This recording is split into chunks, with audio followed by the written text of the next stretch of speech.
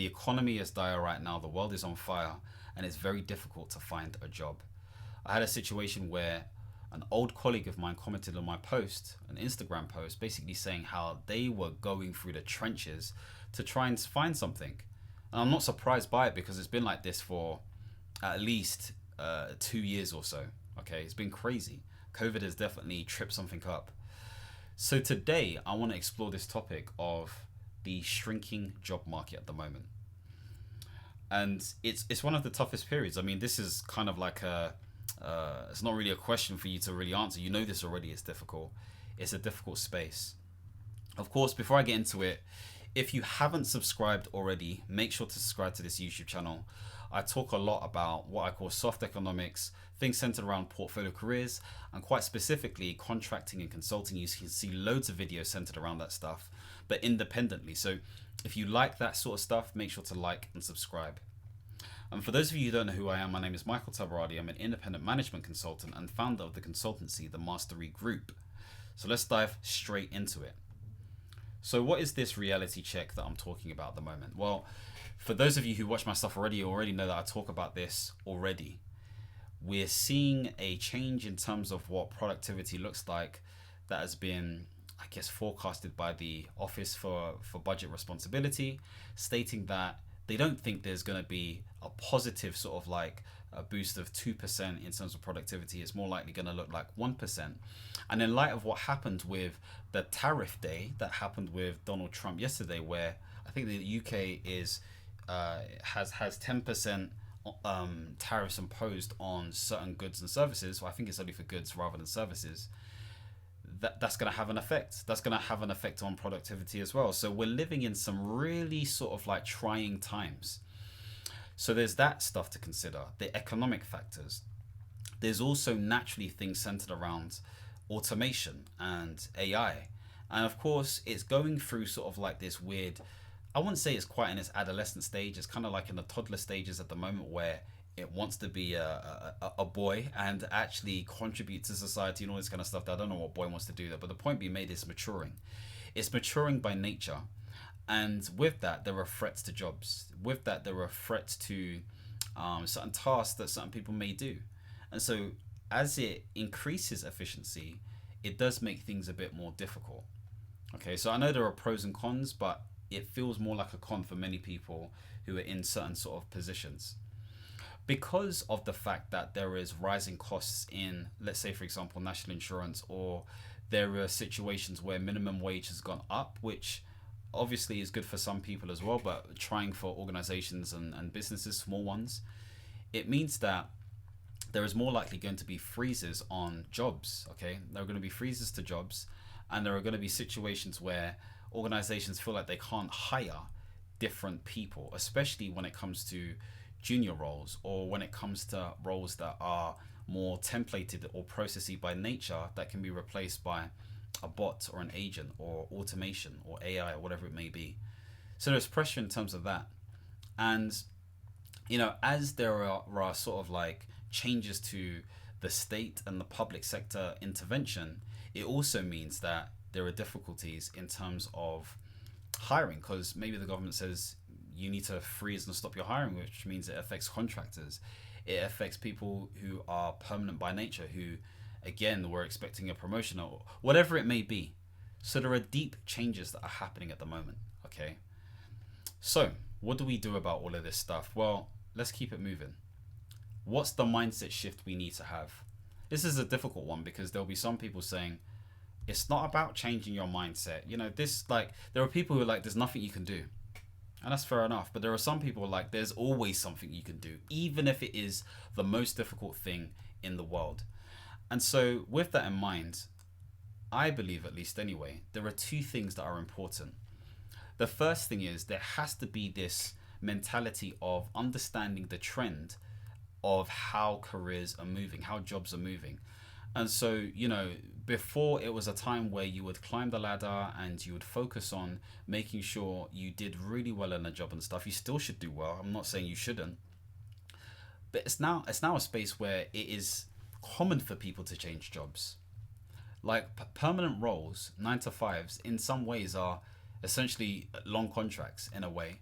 that kind of give you the quote unquote perks of protection or benefits. And I know that's a oversimplification, but in some ways that's true, because what safety do you truly have? You know, there have been some billionaires and well-known people in, you know, our sort of like sphere that have got rid of hundreds of people because they wanted to make some changes or make some cuts or whatever it may be. So no one's really safe, but there is a perception of safety, and of course there is. And so what we're really betting on when we are working in a standard sort of like 9 to 5 is probability. You are less likely to be removed or sacked or something go on within the organization, provided you do well, relative to something else. But the argument could be made from people like myself and other contractors or consultants, independent, where if you do a good job, they could extend you. You have less likelihood of being sacked. You can always find something else, etc., etc. So there is this mindset of the career is changing because of the economic, socio-economic, and geopolitical changes that are happening in the world at the moment. And so with all of this change requires a more resilient workforce. Now, does it mean that the 9 to 5ers are not resilient? When I say 9 to 5ers, I really mean permanent members of staff. It's a different type of resilience. It requires a certain level of agility. It requires a certain level of specialism. It requires short stints.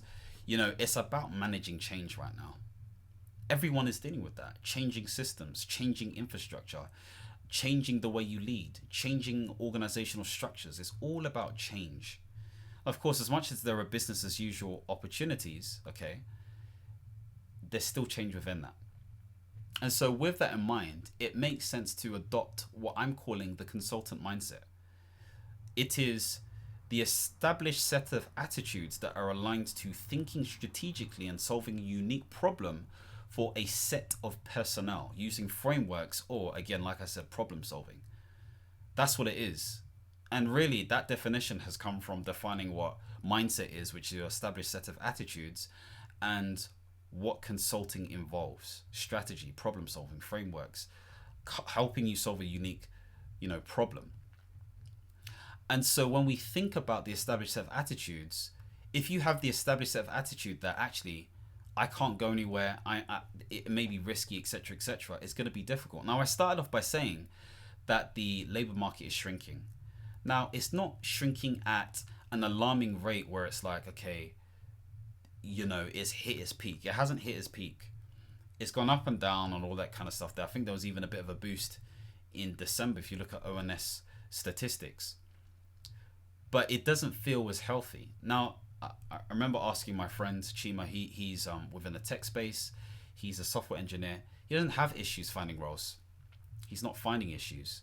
So it is also niche and industry specific, whereas somebody who maybe, and I'm not going to say the trades because I feel like the trades are probably doing well as well, but maybe you're an office worker, white collar worker, who is finding it difficult to find roles within, I want to make this up, and this is not a fact, by the way, but let's say comms as an example.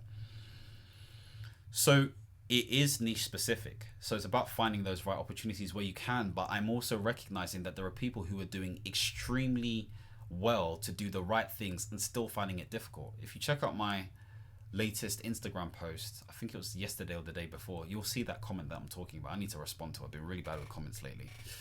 So there's that.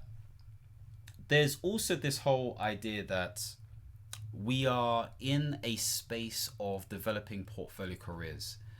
And I talk about this a lot on my channel. And when I'm talking about a portfolio career, it is a career that you create as opposed to pursue. Because if you're pursuing a career, you are a sitting duck waiting to be shot. And, this also applies to individuals who are climbing the career ladder, because even in doing so, you can still do things outside of work that strategically positions you. So, for example, I am a trustee for a charity, a leadership charity, and it has afforded me the opportunity to basically understand risk and finance much better. It's afforded me to understand how acquisitions work. It has afforded me to understand how to run a membership business or a media business or whatever it may be. These skills, these experiences, these understandings are unique now to me, and I can transfer this knowledge and understanding and information to the next contract or consulting opportunity that I find. Not give away the trade secrets, but at least utilize the learnings to solve those problems more strategically. So there are benefits, and this is why the portfolio career is important, because you can target something and you can either develop those skills or make more money.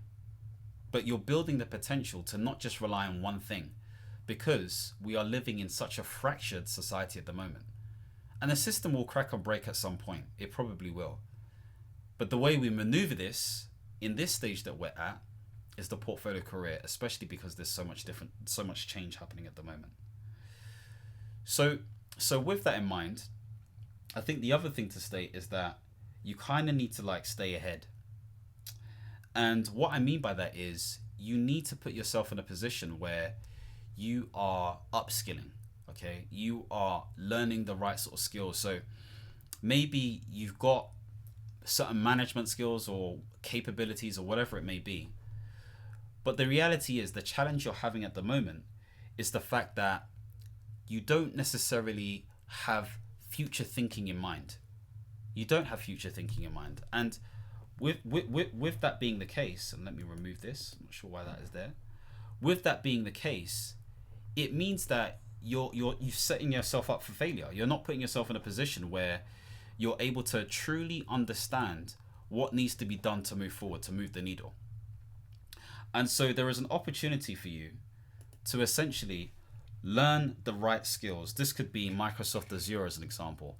This could be something surrounded AI. This could be centered around blockchain. It could be centered around all these different things. But you have to work out what makes sense based on the trajectory. So hopefully that makes sense to you and that gives you a bit of an idea. So before I continue, my clicker wasn't working, that's why I've been looking up and down and trying to buy some time. What's the biggest concern you have right now? What are some of the fears that you have in relation to, finding a job? What have you actually gone through? It'd be great to know. We can learn from each other. There's been some great engagement on this channel. So let me know your thoughts and comment below. And for anybody who's interested in essentially developing their career prospects or wanting to develop some level of consultancy and stuff, then feel free to check out my availability below. I'm not going to lie to you, I am fully booked out. So if you can't find anything, you might have to be patient. But, I can see what I can do, but I am maxed out at the moment. So you can check it out anyway. So the third thing I want to talk about is practical strategies to stay ahead in 2025. What does this look like? Well, essentially, you have to be fundamentally clear about what it is that you want to do in life. It's a life question. What do you want to do in life? And work out what you've done already, understand your experience and expertise, and work out, okay, what does the market truly want? What does the market deem as valuable? And you work out what the market deems as valuable based on speaking to people within those spaces, speaking to different recruiters, and also checking out again the job market to see what's popping up again and again and again. You'll start to get a flavor. It's a boring exercise, but it's an exercise that works. And so that's something that you can do. You can start doing now. And so once you do that, you then start to see what is kind of like your core opportunity in terms of work. Okay, so this may be a contract, this may be consulting, this may be sort of like a 9 to 5. And when I say the core opportunity, I'm not talking about necessarily like doing your own entrepreneurial thing or whatever it may be. If you don't have any income coming in, if you haven't tested the market, you're going to have something substantial at the beginning. Okay, maybe you've invested in the stock market or maybe in an index fund or ETFs. Standard thing to do is the S&P 500. And so with that in mind, yes, you may make money over the years and etc., but it's not going to be enough to move the needle completely. That's for later. That is for later. That you need to be on track for that stuff. But in the meantime, you need that core thing that is going to fund you. And then you can start looking at other stuff centered around. Maybe it's an outside IR35 contract. Maybe it's some freelance work. Maybe it's contracting or consulting or mentoring. Do something. But typically, here's a quick tip, okay? The thing that you can do additional is usually aligned to what you're doing right now in terms of your professional career. There's no point trying to work it out. Like, can you think of something that you can do that relates to what you're doing right now, vertically or horizontally? That's the neat trick. And then you work around that. The portfolio career is about associations around that. From my standpoint, at least, anyway, from a conservative standpoint. But yes, there's a more creative sort of focus where people do things that are drastically different. But just know that you may be in a position where it may be difficult for you to maintain a certain level of focus. But if everything's kind of like around the same thing, it's a bit easier to sort of like deal with. So there's all of that stuff to bear in mind. I don't know why this timer keeps on popping up, so sorry about that. I'm not sure why that's happening, but I think I can change it. So give me a second. Bam. Let's see what happens now. So the other thing is obviously is to network, but I think the sort of like more, is it poignant? More specific way of saying that is going to the right events. You have to trust your ability to network with the right people when you go to events, and you have to be willing to speak to people. So when you go to these events, obviously you dress well, you have a good trim, haircut, whatever it may be. You do all of that kind of stuff there. But it's about speaking to the vendors, speaking to other network individuals, you know, being a familiar face. And as you become a familiar face, especially if you're doing other stuff as well, you get noticed and people speak to you. And with those speaking sort of engagements, because you're there for a purpose, they're very intentional conversations. So there is like, this is how people win business. This is how people win opportunities. This is how people are part of the hidden job market, because they're part of these sort of like trade shows or conferences or whatever it may be. So you kind of like have to have the opportunity to network. Don't just rely fully on the online space. But this affords you to have the consultant mindset and a portfolio career mindset as well. Okay. Bonus tip. Woohoo! So build an online presence. Okay. So your digital CV is everything. And if you don't have one, again, some say you don't even exist, which is wild to think about. But the truth is, it's harder to stand up because there's some bojo like myself who's doing all this other stuff and they're getting opportunities because, again, they're just present. And so you have to think strategically. Yeah? Think about it like this. If you were to employ someone, okay, and people going through interviews and stuff, you're going to search for that person. What? Why wouldn't you? You want to see what they look like. You want to see sort of like what experience they have. You'll check out their LinkedIn if it doesn't pop up with a notification, but some people are ballsy, so they don't even care. You may, you know, be set to private, so you may do it that way. Like, you're going to want to know that person. And so if you can give them an initial impression through posting, through LinkedIn, through some of the extracurricular stuff that you do, then do it. Like, do it. It's an advantage, you know? And so your online brand helps to draw in and cultivate that opportunity to allow people to buy into your world. And if you've done a good job in a positive way, then there's more likely you're going to get, you got a high probability of getting these opportunities. So I'm not going to even label the sort of like the note here, because I've got some videos on personal branding and you can check other people's stuff as well in relation to it. Okay. So all in all, just make sure that whatever you do, have some sort of brand presence. Okay. Even if it's just commenting on people's stuff, maybe you start with LinkedIn, but that aligns with events. Oof, game changer. Especially if you do it well, it's a game changer. And it's not an easy thing to do. I don't want to act like this is some quick fix, or none of this stuff is a quick fix. Some of this stuff may take a year to do, some time, whatever it may be. But you have to have long-term thinking. You can't just think about the here and now. Of course, for some people, yes, I agree, you should, because you're in dire situations and your strategy is going to be a little bit different. But for those of you who want, yeah, these are things you can do for sure. So, where do we go from here? To summarize, yes, the job market is shrinking. However, it's not at a crazy rate, but it is definitely harder because, you know, certain recruiters or organizations are definitely moving mad.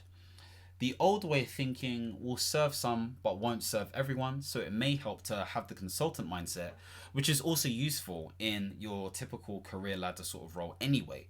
But of course, we're moving towards this whole portfolio career. We've already moved into it. You future-proof yourself by thinking about the portfolio career and how you can diversify yourself based on what the market needs and what you know you have experience and expertise in. This also means that you should upskill and think about how you can better yourself in terms of future opportunities and trends. And finally, you have to be in a position where you definitely should produce some sort of like online brand personality, because it affords you advantages that you may not have had before. So of course, let's connect if we're not connected already. Subscribe to my YouTube channel. Definitely subscribe. I'm posting videos every day so far, so you can check out and binge watch some of the other stuff that may sort of like tickle your fancy. But of course, if you want a competitive edge, again, you can check out the link below. But more importantly, check out my newsletter. If you want to just get something in your inbox related to this stuff, then you can check out my newsletter. And of course, for people who, again, want to see more things centered around portfolio careers, soft economics, and anything centered around, again, contracting, consulting, then make sure to subscribe and hit the notification bell. And as always, my friends, understand, reach, and expand. Peace.